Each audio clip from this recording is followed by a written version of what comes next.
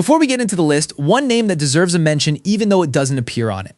Kylian Mbappe. In the 2025-26 season, he was La Liga's top scorer, Champions League top scorer. In almost any other season, he walks straight into a top 3 conversation. Every major individual award you can name, not a single team trophy to go with them. He averaged nearly a goal per game across all competitions, and his acceleration remains the best in world football. On a 5-meter sprint, he simply leaves defenders standing. Then came the World Cup. He finished as the tournament's top scorer. 10 goals, the Golden Boot. The first player in history to win it twice by any individual measure, an outstanding tournament. Mbappe left North America with a Golden Boot and no medal, not even bronze. For a player of his ambition and his standards, that is not a successful tournament, whatever the individual numbers say. In addition, a public falling out with his manager at Real Madrid towards the end of the season left a mark. Brilliant player, brilliant season. But there were 7 players in 2025-26 who, taken as a complete picture, did more. Number 7, and a player whose season tells you everything about what genuine versatility looks like. When Liverpool bought Dominik Szoboszlai for £70 million, the expectation was a dynamic central midfielder, energetic, creative, a player who would give the team a different dimension in the middle of the park. What they got was all of that, and something they didn't anticipate, a leader. When Liverpool hit a crisis of leadership mid-season, with Trent Alexander-Arnold gone, with Salah declining, with Wirtz still adapting, Szoboszlai stepped forward. He played across 6 different positions over the course of the season, including right back and center forward. His average rating across the whole squad, according to his score, was the highest in the team. But the defining contribution of his season was from dead balls. Szoboszlai became Liverpool's primary free kick taker and immediately became the best in the Premier League at it. 4 direct free kick goals across all competitions, more than any Liverpool player since David Beckham and Laurent Robert in the early 2000s. He struck them with variation, topspin that dips sharply, side spin that curves around walls, and the knuckleball that moves unpredictably through the air. The goal against Arsenal from nearly 30 meters was named the Premier League Goal of the Month. 13 goals, 12 assists in all competitions. A player who was supposed to be a squad member became the team's most important player when it mattered, 25 years old. Liverpool would not have reached the Champions League without him.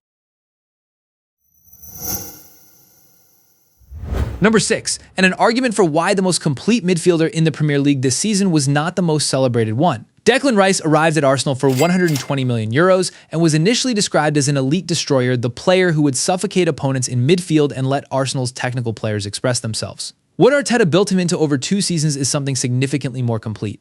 In Arsenal's title-winning campaign, their first Premier League championship in 22 years. Rice was the spine of the entire team. He was first in the squad for long balls. He was second for tackles and interceptions. He delivered set pieces, sharing that duty with Saka. And when Ben White was injured in the 36th match day, Rice moved to right back and handled it. But the statistic that defines his season is this. Arsenal scored 24 goals from set pieces this campaign. 18 of them came directly from corners that Rice himself delivered. Think about that. The central midfielder was personally responsible for 18 goals that came from his own delivery. Rice also played through pain in his hamstring for long stretches of the season, completing over 60 matches for club and country. He never made it a story. He simply kept playing. For Rice to be spoken of alongside the great central midfielders of this era, he needs sustained dominance and a Champions League title. The first part of that case is already being made. The second depends on whether Arsenal can take the next step in Europe. €120 million, the fee that once seemed enormous now looks like one of the best pieces of business in Premier League history.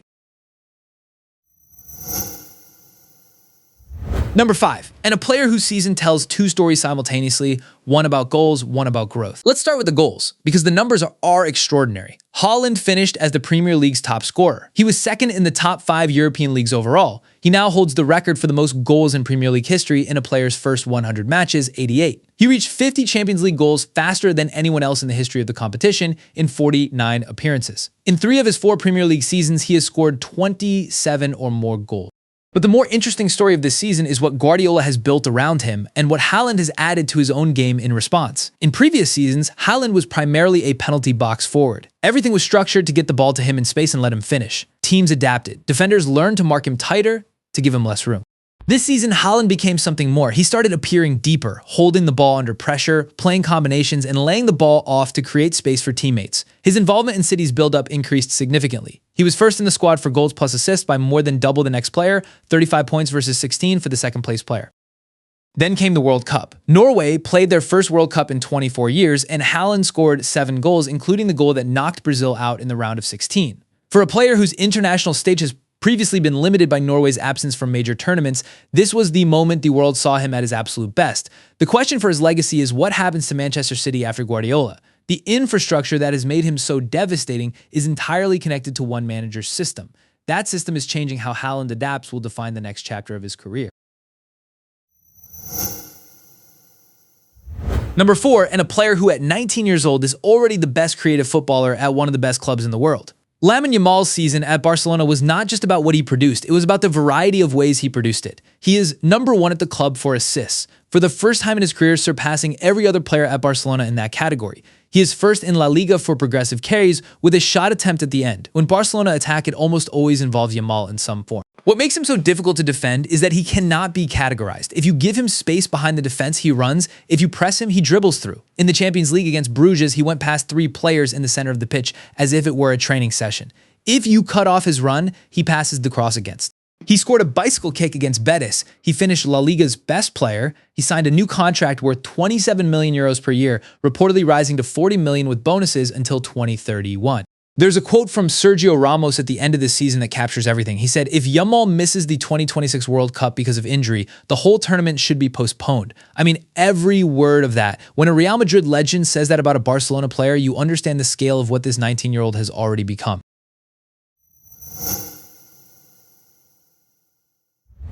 Number 3, and perhaps the most context-dependent achievement on this entire list, Bruno Fernandes broke the Premier League single-season assist record. He was second in the league overall for goals plus assists behind only Haaland. He was first in the entire division for chances created by a significant margin. He was first for passes into the final third.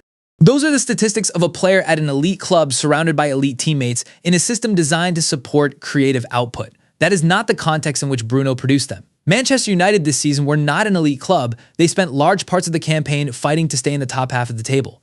The team around Fernandes was inconsistent, defensively unreliable, and changing managers mid-season. Bruno did not just produce despite that environment, he carried the team through it. He was responsible for nearly a third of all of Manchester United's goal involvements across the season. Henry had 20 assists at the peak of Wenger's great Arsenal. De Bruyne reached 20 when City scored over 100 goals. That proportion tells you something that the raw number does not. He was named the Football Writers Player of the Year, the first Manchester United player to win that award since Wayne Rooney in 2010. He has now moved past Ronaldo in Premier League goal involvements for Manchester United, sitting second in the club's all-time list behind only Rooney, no Premier League title, no Champions League, just the record and the performance that made it inevitable. Number 2, and a statistic that no one in the history of football has ever produced before. In the Champions League knockout rounds this season, Khvicha Kvaratskhelia was directly involved in a goal in 7 consecutive matches. 7.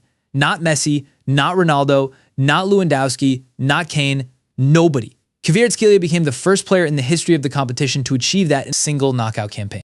And look at who he did it against: 3+1 in 2 legs against Chelsea in the last 16, 1+1 in the quarterfinals against Liverpool. 2 goals in both legs of the semifinal against Bayern Munich, a team of comparable quality. What changed for Kvaratskhelia this season compared to his first at PSG was his identity within the team. In his debut season after arriving from Napoli, he was a system player. His best qualities were integrated into the collective. This season, he became a leader, not in the traditional sense of captaincy or communication, but in the sense that when PSG needed someone to produce an individual moment of quality, it was Kvaratskhelia who provided it. He is not a one-dimensional winger. He presses like a central midfielder, wins physical duels, and puts in the defensive work without being asked. Then he produces technical football that makes the audience stop talking. There is a revealing detail here. Kvaratskhelia broke PSG's own club record for goal involvements in a single Champions League campaign. The record he broke? It belonged to Dembélé. From last season, the same Dembélé who won the Ballon d'Or. The question of whether Kvaratskhelia can win it this year depends on the final verdict, but the argument is there. Nobody in the Champions League this season did more with bigger moments than he did. Number 1, and we couldn't separate them. Bayern Munich had the best season in the Bundesliga, and at the center of it were 2 players so good that giving one of them the top spot felt genuinely unfair to the other. Let's start with Michael Olise, 23 years old. Best player in the Bundesliga this season, that award went to him, not to Kane. The top assister in the German top flight by a distance, becoming only the 2nd player in Bundesliga history to record 15 or more goals and 15 or more assists in the same season. But the moment that defined his European season came against PSG in the second leg of the Champions League tie. Luis Enrique issued a tactical instruction to goalkeeper Matvei Safonov before the match. If you have the ball, kick it out of play to the left side, even if it means giving possession to Bayern. Do not, under any circumstances, allow Olise 1-versus-1 situation on his flank. Now, Harry Kane, the statistics first, he matched his personal record for league goals in a single season. He broke Lewandowski's Bayern Munich scoring record for goals in a season. He became the third player in Champions League history after Ronaldo and Neymar to score 20 or more goals for 2 different clubs. He scored his 500th career goal. He became the highest scoring English player in history. 4 hat tricks in the Bundesliga. 4 braces in the Champions League, where he registered goal involvements in every knockout match from the moment he returned from injury. Kane has never won the Champions League, but for the neutral supporter watching this season, and for most people inside the game who vote for these things, the case for Harry Kane to win the Ballon d'Or has never been stronger. Sometimes the award finds the right player at exactly the right moment. This might be that moment. 7 players, 1 extraordinary season, and a debate that is genuinely open. Do you agree with number 1? Is Mbappe being ranked outside the top 7 too harsh? Who did we miss? Drop your picks in the comments and subscribe for more football analysis, because the Ballon d'Or conversation is only just beginning.